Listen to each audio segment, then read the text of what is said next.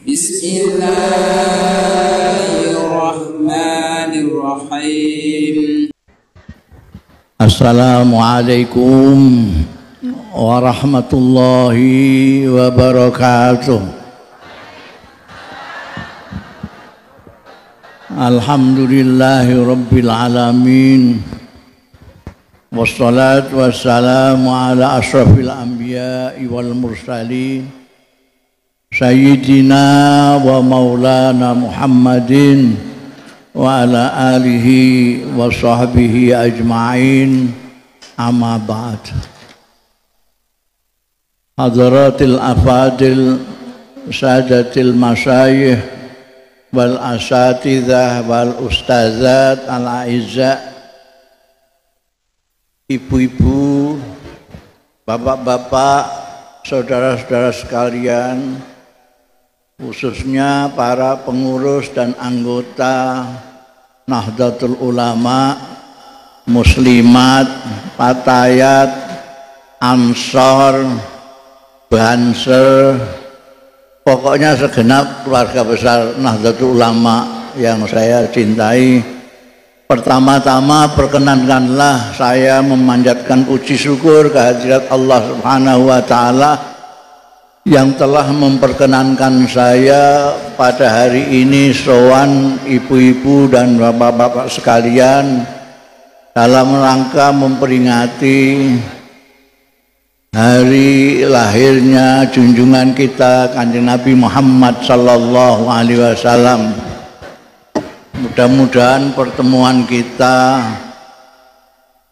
yang baik di hari yang baik ini mendapat ridho dari Allah Ta'ala, manfaat, berkah fid dini wa dunya wal akhirah.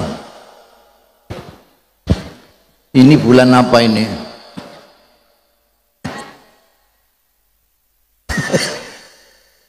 Dan Jumatil Akhir masih muludan ya. Ini kalau tidak NU tidak akan. NU itu cintanya kepada Nabi Muhammad sallallahu alaihi wasallam luar biasa, sehingga muludan memperingati hari lahirnya Nabi Muhammad sallallahu alaihi wasallam tidak harus bulan Rabiul Awal. Pokoknya bulan apa saja orang NU kalau bisa setiap malam Jumat memperingati hari lahirnya Nabi Muhammad sallallahu alaihi wasallam.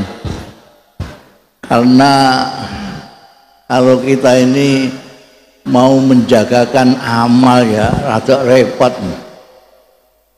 Sembahyang aja, sholat itu ngelamunnya hampir 99,9%. Mulai Allahu Akbar yang diingat itu isinya televisi semua itu.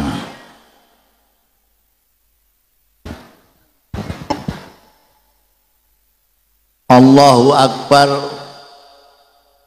tapi tidak tahu kebesarannya Allah Subhanahu wa Ta'ala, sehingga Allahu Akbar juga dibuat demo segala macam karena tidak tahu besarnya Allah Subhanahu wa Ta'ala. Zakat yang punya saja jarang-jarang yang mengeluarkan, apalagi yang tidak punya.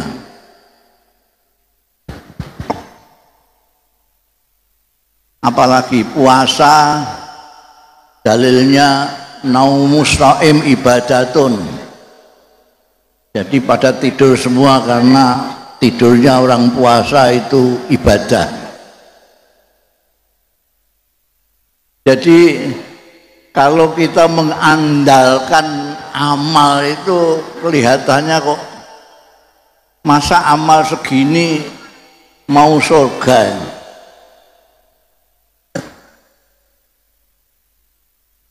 Karena merasa tidak ada yang diandalkan. Jangankan tak kita, Imam Busiri, seorang wali dari Mesir itu, Imam Busiri itu saja tidak berani mengandalkan amalnya. Yang diandalkan adalah syafaatnya Rasulullah Sallallahu Alaihi Wasallam. Ayah saya Kiai Haji Bisri Mustafa. Jadi kalau ayah saya betul-betul Kiai itu, Kiai Bisri Mustafa. Orang sering keliru disangka saya juga Kiai. Padahal saya Mustafa Bisri, bukan Bisri Mustafa. Yang Kiai itu yang bikin tafsir Al-Ibris itu, Kiai Bisri Mustafa.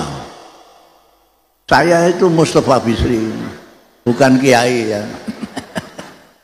Ayah saya Kiai Bisri Mustafa yang sudah bikin tafsir Al-Ibris itu saja merasa tidak berani mengandalkan amalnya. Ayah saya itu mempunyai kebiasaan kalau habis sholat malam sekitar jam 1:30 sampai subuh itu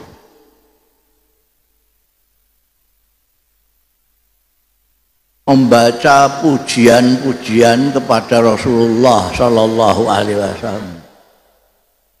Yang dibaca biasanya dari burdahnya Imam Busiri, ya akramal khalqi mali man aluzu bi siwak. Itu diteriakkan malam-malam. Kalau bahasa Jawa namanya loap laup. Loap laup itu teriak-teriak. Ya akramal khalqi mali man aluzu bihi siwak. Wahai sebaik-baiknya makhluk, aku tidak punya sandaran perlindungan kecuali engkau. Kata beliau, saya mau mengandalkan sholat, sholat saya banyak ngelamunnya. Mau mengandalkan puasa, puasa saya banyak tidurnya. Jadi saya mengandalkan kemurahan hatinya Rasulullah Sallallahu Alaihi Wasallam.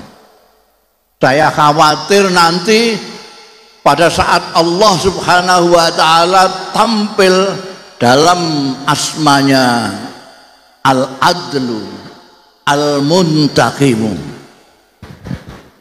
Jadi sekarang ini Allah masih dalam tanda kutip tampil dalam asmanya Ar-Rahman Ar-Rahim. Makanya koruptor-koruptor itu ya masih cengenges, masih senyum-senyum, tidak diapa-apakan. Kita ini kalau ditanya siapa di antara kita ini yang tidak pernah berdosa, ngacung, tidak ada yang ngacung. Artinya semuanya merasa punya dosa. Seandainya setiap dosa kontan dihukum oleh Allah Ta'ala, kira-kira kita ini ada yang tidak terhukum?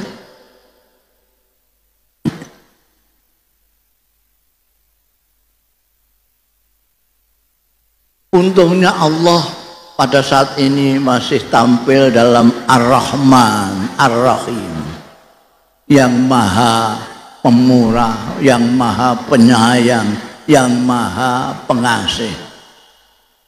Nanti ada saatnya Allah tampil dalam asmanya Al-Adl. Adil itu yang baik diganjar, yang salah dihukum. Tidak seperti sekarang ini. Sekarang ini yang salah apa tidak dihukum apa. Anak Ar-Rahman. Nanti ada saat Allah tampil dalam asmanya Al-Muntaqim, sang pembalas. Yang berbuat salah dihukum sesuai kesalahannya. Yang jahat dihukum sesuai kejahatannya. Ayah saya itu menggambarkannya itu nanti itu ketika Allah Subhanahu wa taala berfirman, "Aina mulukal ard?"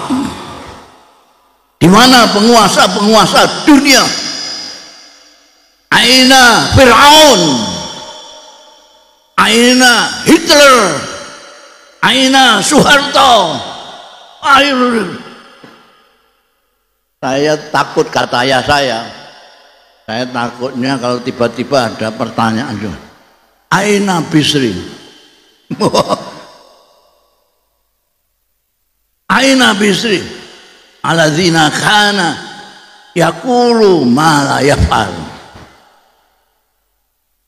Di mana Bisri yang suka pidato, mulutnya mulia-mulia tapi kelakuannya tidak seperti omongannya? Saya nggak berani jawab. Saya gandulan pegangan saja jubahnya Rasulullah Sallallahu Alaihi Wasallam. Diam saja. Saya pegang jubahnya Rasulullah. Kata ayah saya, Aina Bisri? Ayah diam saja. Aina Bisri? Saya tetap diam. Lama-lama Rasulullah Sallallahu Alaihi Wasallam yang jawab, Iya Rabb, huwa inti. Gusti, Bisri bersamaku. Oh ya sudah, ya sudah. Itu gambarannya ayah saya nanti itu begitu. Jadi yang diandalkan, intinya beliau hanya mengandalkan pertolongannya, syafaatnya Rasulullah Sallallahu Alaihi Wasallam, karena tidak bisa mengandalkan amal-amaliyahnya yang serba kurang itu. Saya kadang-kadang kok enak sekali ya, nanti saya ikuti aja lah, saya tak teriak-teriak selawat terus, nanti tinggal gandulan megangi jubahnya Rasulullah. Tapi kemudian dibantah oleh pikiran waras saya, iya kalau tidak lalu diginikan sama Rasulullah, ini siapa ini pegang-pegang jubah? Tidak pernah mengikuti perilaku saya, ajaran saya dilaksanakan kadang-kadang, akhlaknya tidak mirip saya, pegang-pegang jubah saya.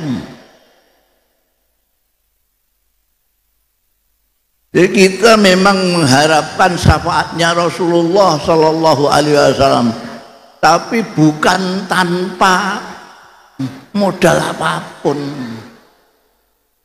Kita tidak bisa terus hanya mengandalkan Rasulullah nanti akan menyafaati kita, sedangkan sementara kita tidak pernah melaksanakan ajarannya Rasulullah,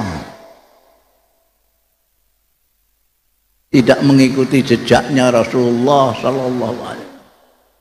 Padahal ajarannya Rasulullah Sallallahu Alaihi Wasallam, kalau kita pikirkan, itu tidak ada beratnya sama sekali.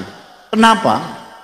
Karena ajaran Rasulullah Sallallahu Alaihi Wasallam itu ajaran manusia untuk manusia.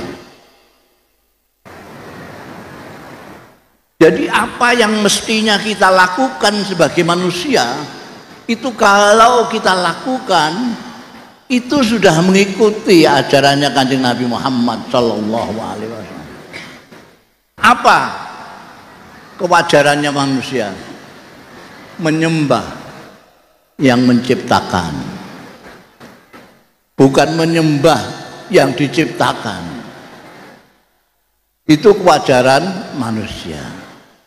Menghormati yang tua, itu kewajaran manusia. Menyayangi yang lebih muda, itu kewajaran manusia. Memuliakan istri, itu kewajaran manusia. Wong istri itu asalnya dilamar-lamar sendiri, istrinya juga dilamar mau sendiri. Jadi orang beristri itu dulu dicari sendiri, dilamar-lamar sendiri. Setelah jadi istrinya kok ditabokin. Itu nggak nggak manusia sama sekali itu. Dia yang ngelamar sendiri. Kalau dimuliakan itu wajar. Kalau dilamar lalu diajar, itu orang nggak manusia itu. Baik dengan tetangga, itu manusiawi sekali. Karena tetangga itu paling dekat. Dia sumber informasi. Kadang-kadang keluarganya belum dengar, tetangganya sudah. Kamu enggak melihat saudaramu di rumah sakit? Sampai kok tahu? Ya, saya yang antarkan tadi. Ibu-ibu kedatangan tamu, gulanya habis. Siapa yang dia? Tetangganya. Dek, saya pinjam gulanya sedikit. Ini ada tamu. Masa ada tamu gulanya habis, telegram saudaranya di Surabaya, tolong kirim gula. Tetangga. Jadi baik di tengah tetangga itu kewajaran manusia. Cari semua kewajaran manusia. Bahkan saya berani mengatakan, kalau ada ajaran di mana manusia umumnya tidak bisa melakukannya, itu jelas bukan dari Rasulullah Sallallahu Alaihi Wasallam. Misalnya, bukan hanya ustadz itu, ustadz, kiai, gus, segala macam dipakai semua itu. Kiai, haji, gus, serbannya sak bantrek, jenggotnya sedada, lalu mengatakan kepada sampean semua, kalau ingin selamat dunia akhirat, puasalah Anda 2 hari 2 malam tanpa buka, tanpa sahur. Ini jelas bukan dari ajaran Rasulullah sallallahu alaihi wasallam. Kenapa? Karena itu tidak wajar sebagai manusia. Manusia loh ya, bukan sampean. Lain manusia dengan sampean. Wah, saya ya berat kalau suruh sholat begini nih. Oh, itu sampean. Umumnya orang tidak berat sama sekali. Yang saya maksud itu semua manusia. Itu maknanya Kanjeng Nabi Muhammad Sallallahu Alaihi Wasallam itu perintahnya, ajarannya sangat manusiawi. Apalagi Rasulullah Sallallahu Alaihi Wasallam bersabda, "Idza amartukum bi amrin fa'tu minhu mastata'tum." Al-qama qala Rasulullah Sallallahu Alaihi Wasallam. Kalau aku perintahkan kepadamu sesuatu, laksanakan semampumu. Semampu itu yang membuat ringan, itu tidak berat. Kamu mau sholat tidak bisa berdiri, duduk. Tidak bisa duduk, tiduran. Semampumu. Dan itu tidak pikirannya Rasulullah Sallallahu Alaihi Wasallam. Tahu itu wahyu dari Allah. Allah sendiri berfirman, ittaqullaha mastata'tum. Banyak mufassir yang mengatakan bahwa ittaqullaha mastata'tum ini menasakh, menghapus firman terdahulu ittaqullaha haqqa tuqatih. Tapi anehnya itu saya belum pernah mendengar khatib membaca ittaqullaha mastata'tum. Yang dibaca selalu ittaqullah haqqa tuqatih. Takwalah kalian setakwa-takwanya. Kok enggak pernah takwalah kalian semampu kalian. Padahal banyak mufasir yang mengatakan haqqa tuqatih ini dinasih oleh ittaqullah mastata'tum. Kelihatannya khatib-khatib Jumat lebih galak dari Allah Ta'ala. Semampu. Dan Allah itu tahu kemampuan kita. Karena itu la yukallifullahu nafsan illa wus'aha. Tidak ada. Kalau sampean merasa keberatan, sampean harus meneliti diri sendiri. Saya ini masih manusia atau bukan? Sebab ada orang yang kelihatannya manusia, ganteng, kumisnya kayak Pak JK. Wah, teratur bagus. Tapi orang-orang pada bilang, hati-hati, dia buaya darat. Artinya dia bukan sempurna manusia, dia agak buaya.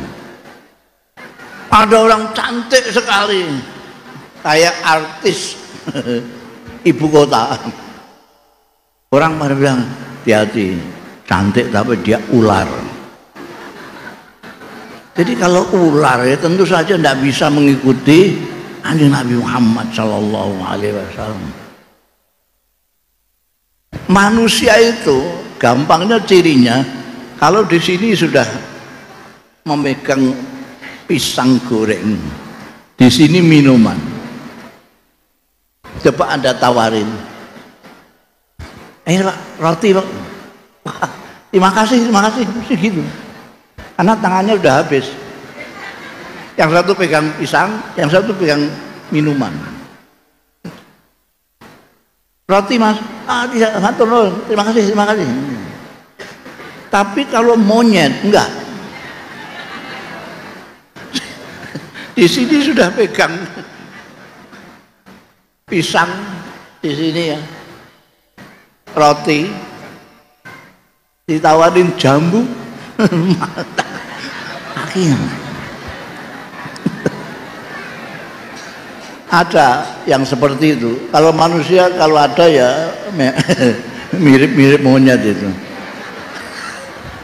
Masa manusia masa serakahnya begitu, tangannya sudah habis, masa kakinya maju. Ini Kanjeng Nabi Muhammad Sallallahu Alaihi Wasallam. Saya sering mengatakan, bahkan sekarang sudah viral, Nabi Muhammad itu manusia yang mengerti manusia dan memanusiakan manusia. Ini gampang sekali untuk saya memberikan gambaran Nabi Muhammad SAW. Kanjeng Nabi Muhammad itu manusia yang mengerti manusia, memanusiakan manusia. Banyak pemimpin yang kelihatannya manusia, tapi nggak ngerti manusia. Dia mengira kalau tidak seperti dia bukan manusia. Manusia itu yang seperti dia toh, yang tidak ya tidak. Pada ahli zikir, dia siang malam sukanya zikir. Ada yang ibtidak, baru saja mu'alaf baru masuk, minta ijazah sama kiai ini. Kiai, saya ini kok hatinya enggak bisa tenang, ini bagaimana? Kok saya diijazahin bacaan-bacaan apalah gitu. Kiai yang ini tadi, yang ahli zikir tadi, oh bagus, ini baca ya, ayat kursi ini dibaca 35.000 ya setiap habis sholat. Ini meskipun dipanggil kiai ahli zikir, dia bukan manusia ini. Karena dia tidak tahu manusia. Dikiranya manusia seperti dia semua. Ini orang yang dilihat dia. Kalau Kanjeng Nabi Muhammad sallallahu alaihi wasallam, sampean kalau kenal Kanjeng Nabi, ya Allah, Kanjeng Nabi itu menghadapi siapa sikapnya sesuai dengan siapa yang dihadapi. Karena itu kalau kita baca hadis-hadis Nabi itu banyak yang serupa tapi tidak sama. Ada yang misalnya ausini ya Rasulullah, qala la taghdab. Kanjeng Nabi saya mbok dinasihati. Nabi menasihati jangan marah-marah, jangan suka marah. Ada lagi ausini ya Rasulullah, qala la takdzib. Jadi Kanjeng Nabi menghitopi setiap orang sesuai dengan kondisinya orang-orang yang dihitopi itu. Kalau ini misalnya tingkatannya ibtida, Kanjeng Nabi ibtida yang dipakai. Naik sanawiyah lain lah. Udah aliyah perguruan tinggi lain lah. Silakan ambil baca hadis-hadis itu banyak sekali. Itu perbedaan-perbedaan itu dikarenakan perbedaan yang dikitabi oleh Rasulullah Shallallahu Alaihi Wasallam. Kadang-kadang kita itu menganggap bahwa hadis-hadis Nabi itu transkrip dari rekamannya Kanjeng Nabi. Bukan.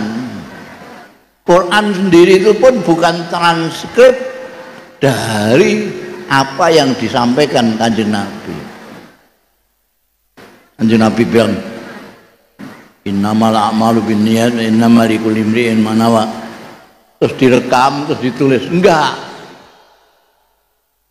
Jadi setiap dawuh, setiap sabda Rasulullah sallallahu alaihi wasallam ada konteksnya. Ada konteksnya.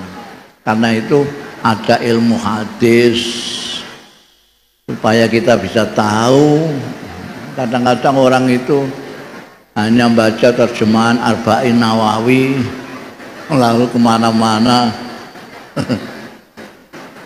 mulang, jadi bingung semua yang diajarin itu. Jadi Kanjeng Nabi Muhammad sallallahu alaihi wasallam itu tahu kita, kekuatan kita, kelemahan kita, sehingga kita mengikuti Rasulullah Shallallahu Alaihi Wasallam tidak berat.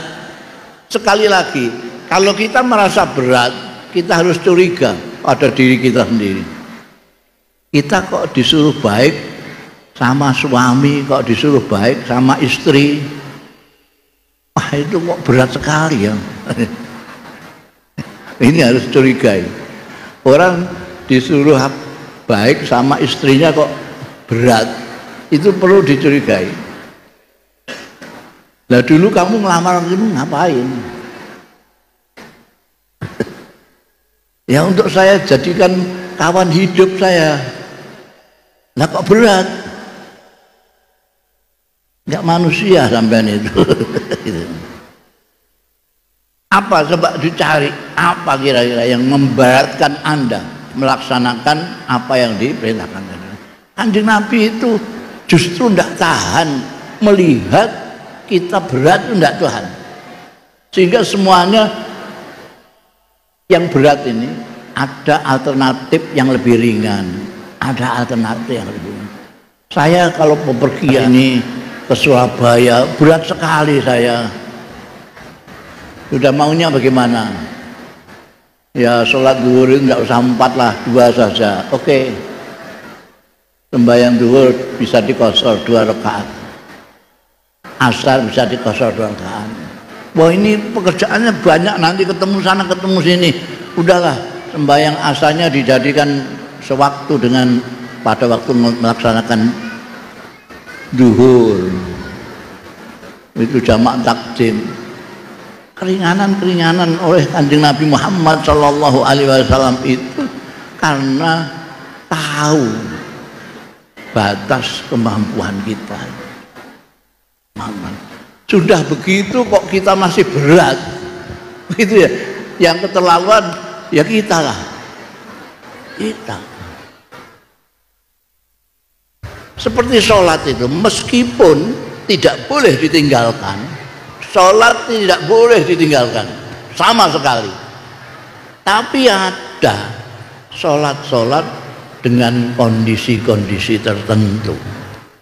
Ada sholat kondisi normal seperti yang kita laksanakan selama ini. Ada kondisi pada waktu kita bepergian, ada kondisi ketika kita sakit, dan seterusnya. Jadi kita harus bersyukur kepada Allah Subhanahu wa ta'ala bahwa kita diberi hidayah oleh Allah Subhanahu wa ta'ala untuk ikut Nabi Muhammad sallallahu alaihi wasallam. Ibu-ibu pernah mensyukuri ini? Pernah mensyukuri kenikmatan besar ini? Pernah mensyukuri kenikmatan diberi hidayah oleh Allah untuk ikut Nabi Muhammad sallallahu alaihi wasallam? Pernah?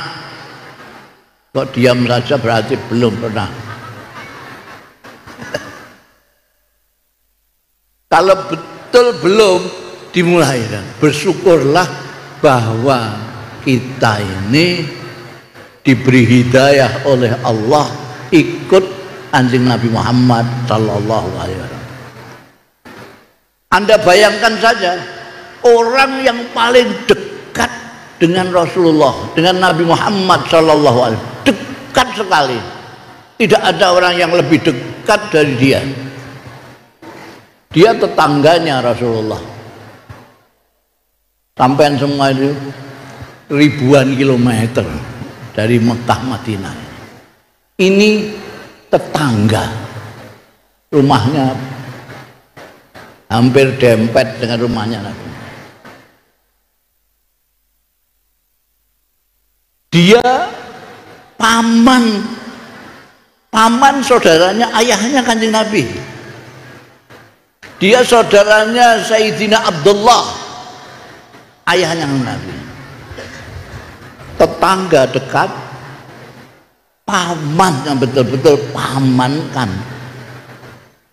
Bukan hanya itu, dia ini berbesanan dengan Nabi Muhammad sallallahu alaihi wasallam 2 orang anak. Dia punya anak laki-laki 2, dikawinkan putrinya Nabi Muhammad sallallahu alaihi wasallam, Sayyidatina Ruqayyah dan Sayyidatina Ummi Kulsum. Ada orang yang lebih dekat dari ini. Tetangga dekat, paman, betul-betul paman saudaranya ayahnya, berbesanan tidak hanya 1 anak, 2 orang anak. Tapi ketika diajak Nabi Muhammad sallallahu alaihi wasallam untuk menyembah hanya Allah Subhanahu wa taala, dia bukannya tidak mau, tapi mencaci Nabi Muhammad sallallahu alaihi wasallam. Namanya Abdul Uzza orang ini. Abdul Uzza itu saudaranya Sayyidina Abdullah, ayahnya Kanjeng Nabi Muhammad sallallahu alaihi wasallam. Dia punya anak 2. Dikawinkan dengan Sayyidatina Ruqayyah yang satu dikawinkan dengan Sayyidatina Ummi Kulsum, putri-putri Rasulullah sallallahu alaihi wasallam. Ketika Kanjeng Nabi mengajak menyembah Allah saja, dia mencaci Kanjeng Nabi. Tabban laka ya Muhammad. Mencaci. Enak-enak Tuhan banyak kok kamu jadikan 1 tok, marah dia. Karena dia punya 200 berapa gitu. Punya 200 berapa Tuhan, disuruh satu saja marah mencaci Rasulullah Shallallahu Alaihi Wasallam. Tabban laka ya Muhammad, karena dia mengatakan tabban laka ya Muhammad, Allah yang mengasihi Nabi Muhammad Shallallahu Alaihi Wasallam menurunkan ayat tabbat yada Abi Lahab. Abdul Uzza itu yang dijuluki Abu Lahab, orang yang paling dekat dengan Rasulullah Shallallahu Alaihi Wasallam, tapi tidak ikut Rasulullah Shallallahu Alaihi Wasallam. Sementara panjenengan semua ini jauh sekali, tapi ikut Nabi Muhammad. Coba tanyakan profesor-profesor, bagaimana itu bisa terjadi? Orang yang begitu dekat dengan Rasulullah Shallallahu Alaihi Wasallam tidak ikut Kanjeng Nabi, sampai yang jauhnya begitu ikut Kanjeng Nabi. Coba sampean tanyakan profesor-profesor itu untuk menjelaskan, pasti tambah botak dia. Profesor botak tambah botak dia, nggak bisa jawab. Kalau tanya sama saya, jawabnya gampang saja. Ya itu sudah dimaui oleh Allah Subhanahu wa Ta'ala. Allah itu maha semau gue. Allah itu maha semau gue.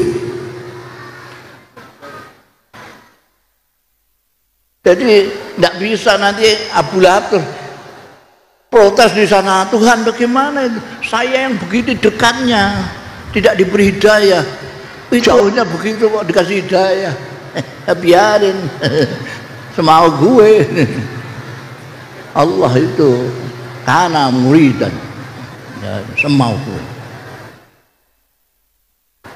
Karena itu saya selalu menganjurkan kita perlu banyak bersyukur bahwa kita dipilih langsung oleh Allah. Ini pilihan, bukan karena sampean itu anaknya orang alim, bukan karena sampean itu muslimat, bukan karena tetangga sampean pengurus NU, bukan. Itu pilihan Allah Subhanahu wa Ta'ala. Yahdi mayasya.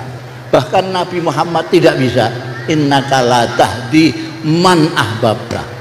Kanjeng Nabi tidak bisa memberikan hidayah kepada orang yang dicintai sekalipun. Tapi Allah yahdi mayasya. Kita ini apalah?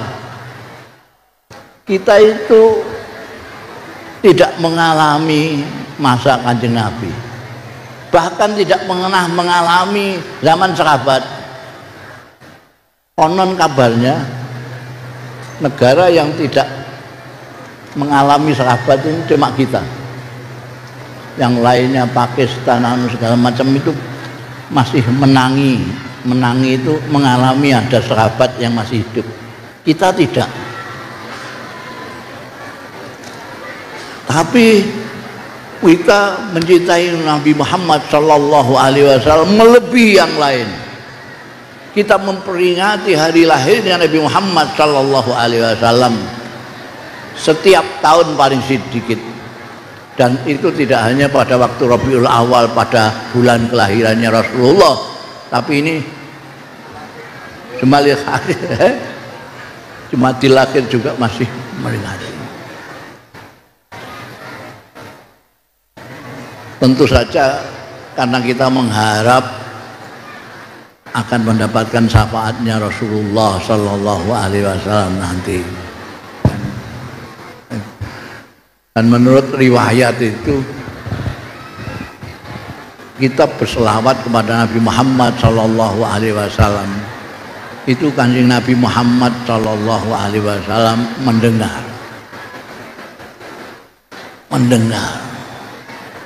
Jadi kayak begini nih, saya membayangkan Rasulullah itu hadir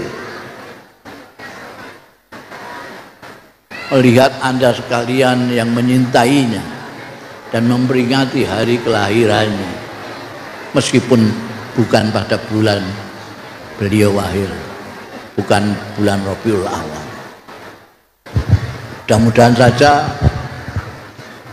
harapan kita ini betul-betul seperti itu adanya, kita nanti mendapat syafaatnya Rasulullah Shallallahu Alaihi Wasallam. Ibu-ibu, bapak dan saudara-saudara sekalian yang terhormat, seperti tadi saya katakan, kita memohon Allah untuk dapat syafaatnya Rasulullah, ya jangan tanpa modal sama sekali. Nah, modalnya apa?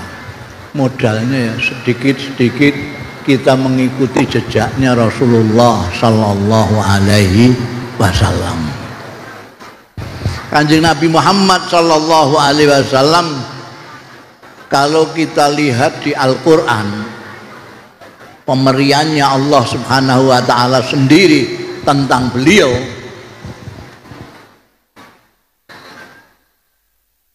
itu tidak ada yang memuji Rasulullah Sallallahu Alaihi Wasallam tentang ilmunya, tentang kedudukannya, apalagi tentang hartanya. Apa yang dipuji? Qad kana lakum fi Rasulillah uswatun hasanah. Apa yang kita akan tiru dari Rasulullah? Di Quran tidak ada sanjungan Allah pada kanjeng Nabi soal ilmunya, tidak ada. Tapi yang ada wa innaka la'ala khuluqin azim, bukan wa innaka la'ala ilmin azim, apalagi jahin azim. Tapi khuluqin azim, akhlak yang baik. Anda boleh ngalim setinggi langit, tapi kalau tanpa akhlak berbahaya sekali, berbahaya. Kalau di pesantren, makanya tidak hanya diberi ilmu, tapi juga dididik. Tidak hanya taklim, tapi juga tarbiyah. Kenapa? Karena kalau pandai saja, tidak ditarbiyah akhlaknya, dia lebih berbahaya daripada orang goblok. Ini goblok ini sedang viral istilah. Orang goblok itu artinya orang tidak tahu, orang jahil. Itu kalau jahat tidak seberbahaya orang pintar yang jahat. Karena misalnya maling itu kalau bodoh itu gampang sekali nangkepnya, itu kelihatan sekali. Dia bawa linggis malam-malam rumah, tidak usah polisi, itu Banser aja tahu, wah ini mesti mau maling ini. Nangkepnya gampang. Oh isi maling kamu ya, tangkap. Menjarakannya ya gampang, laporkan aja polisi, lalu jok 3 bulan langsung masuk. Pinter. Itu sulit sekali. Dia tidak usah bawa linggis, dia cuma pulpen. 10 miliar.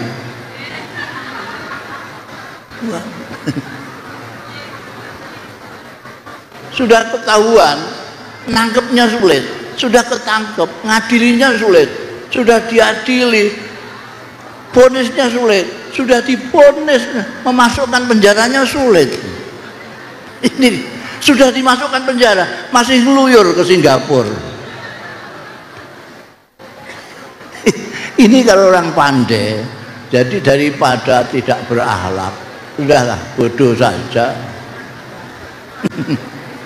Kalau pandai tidak berakhlak itu bahayanya lebih. Jadi itu hanya pesantren, saya kira. Barangkali saya tidak tahu yang lain, tapi setahu saya hanya di pesantren yang taklim wa tarbiyah. Diberi ilmu dan dididik. Ditunggui oleh kiainya.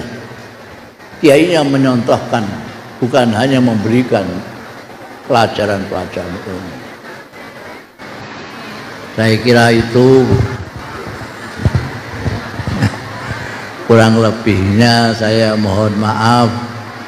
Wallahu yuwaffiquna ila ma fi khairul Islam wal muslimin, khairu Indonesia wa Indonesiin, wa khairu nahdlatul ulama wan nahdin. Assalamualaikum warahmatullahi wabarakatuh.